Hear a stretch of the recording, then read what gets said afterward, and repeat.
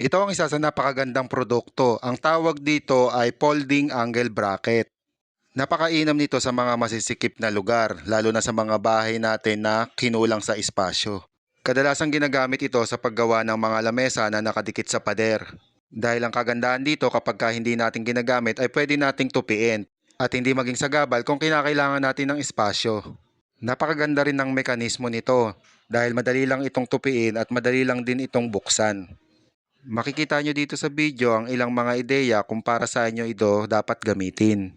Akmang-akma ito sa mga bahay na may maliliit na espasyo at kahit sa kwarto ay pwede rin natin itong ikabit.